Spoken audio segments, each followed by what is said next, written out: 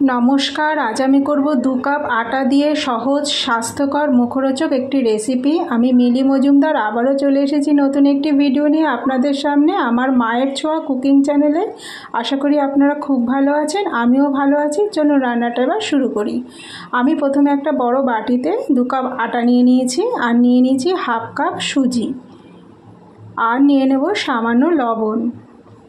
নিয়ে আমি শুকনো উপকরণগুলোকে खूब সুন্দরভাবে आगे मिशिए नेब। ভালো করে মিশিয়ে নিয়েছি। এইবারে আমি জল দিয়ে একটা গোলা তৈরি করব। একেবারে জল দেব না, তাতে পাতলা হয়ে যাওয়ার চান্স থাকে। আমি একটু ঘন করে একটা গোলা তৈরি করে নেব। দেখুন এইভাবে ঘন করে একটা গোলা তৈরি করে নিয়েছি। সুন্দর হয়ে গেছে। এইবারে আমি 10 থেকে 15 মিনিটের জন্য এটাকে রেস্টে রেখে দেব। এরপরে গ্যাস ধরিয়ে দেব।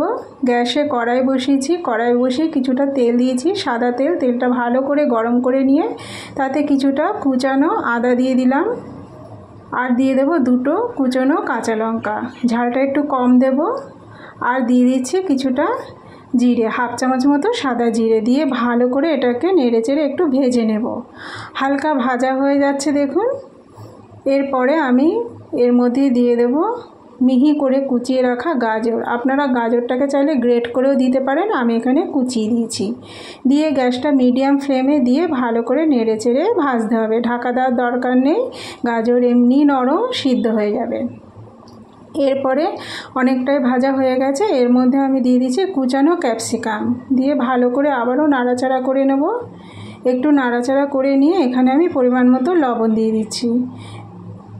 দিয়ে আবারও নাড়াচাড়া করতে করতে জিনিসটাকে আমার মজিয়ে নিতে হবে। দেখুন অনেকটা মজিয়ে এসেছে। এই পর্যায়ে এসে আমি একটা সিদ্ধ করা আলু দিয়ে দিলাম। আপনারা চাইলে এটা কাঁচা আলু দিতে পারেন, তবে সেক্ষেত্রে গাজরের আগে আলুটাকে দিতে হবে। দিয়ে ভালো করে খুন্তির সাহায্যে পুরো সবজিটাকে আমার ম্যাশড করে নিতে হবে। দেখুন সবজিটা আমার হয়ে গেছে, কড়াইয়ের নিচে একটু লেগে আসছে। এইবারে আমি একটা প্লেটে ঢেলে নেব। আর এদিকে আমার 10 মিনিট পর আমি ঢাকনা খুলে দিয়েছি দেখুন। আর সবজিটা আমার ঠান্ডা হয়ে গেছে। এইপরে গোলার মধ্যে আমি এই সবজিটা ঢেলে দেব। পুরো সবজিটা ঢেলে দিলাম দেখুন। এরপরে আমি এর মধ্যে দিয়ে দেব কুচনো ধনেপাতা আর দিয়ে দেব 1 চামচ মতো গরম মশলার গুঁড়ো। দিয়ে ভালো করে আবারও গোলাটার সাথে সবজিটা ভালো করে মিশিয়ে নিতে হবে। মেশানো হয়ে গেছে দেখুন। এরপরে আমি এক এক করে ভেজে নেব।